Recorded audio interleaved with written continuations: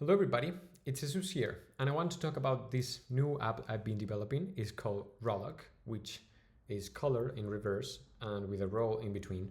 We'll talk about that later. For now, I want to talk about what this app was initially conceived to be used for, which is just a file explorer, image file explorer.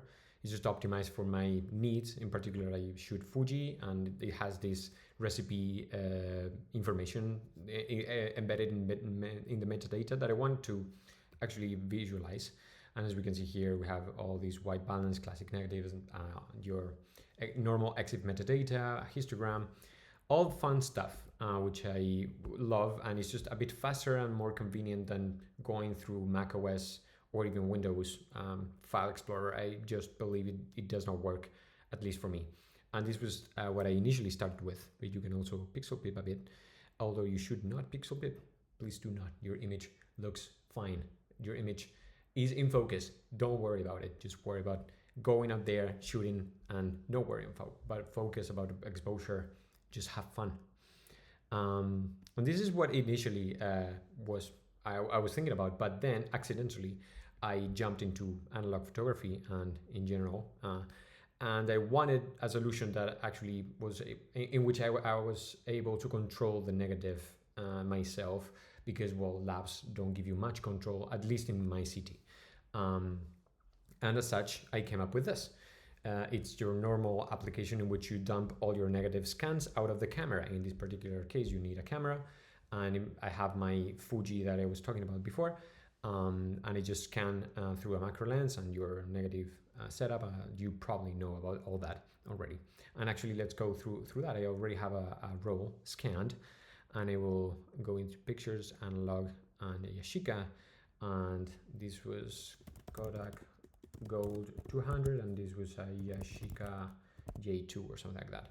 You can of course select if it's negative film, if it's black and white, even slide film, which will adapt the algorithm for the scanning, or even mixed in case you just don't have like a folder of a specific roll, but rather a bunch of scanned negatives from different rows, which will default to color, and then you can change per frame. In this particular case, I have a Kodak Gold, which is just color, and everything is being generated on the fly. It just works like that. Very nice, very cool. You can see here this funny little balcony shot, or this beautiful, this is what my window looks at, which I find kind of, I miss home. I'm not home right now, and I kind of miss it. So this gives me a bit of feelings, which I love. This is my beautiful, gorgeous girlfriend with a very nice red sweater. It is just popping here. I think it's a bit too yellow, so let's just change it a bit.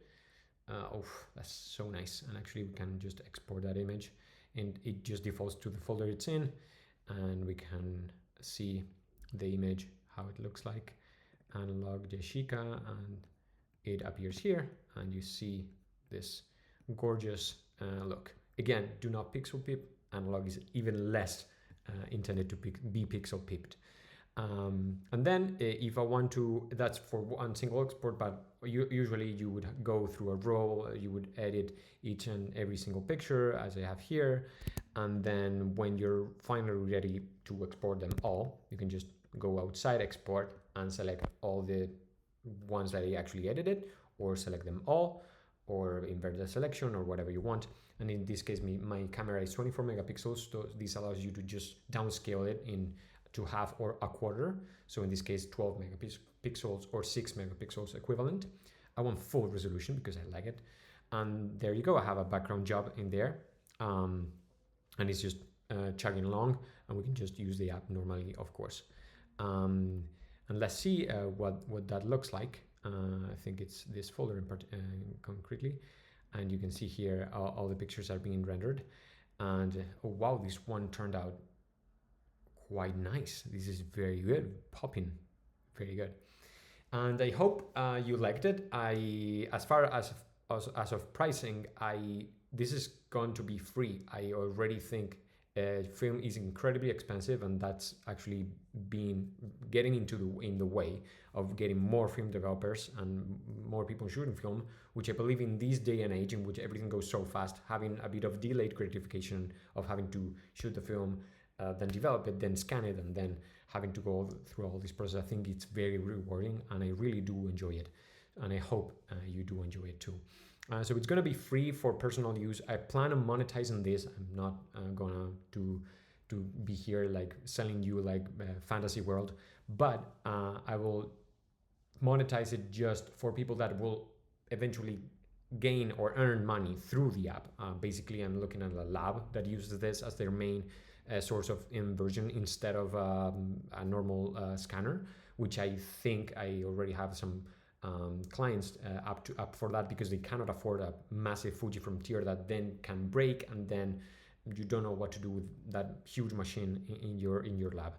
And I'm talking at YouTubers that then earn money through their videos, and I would just give you a no bullshit license of some flat amount, no subscription absolutely whatsoever. I'm not earning my living through this. I have a full-time job.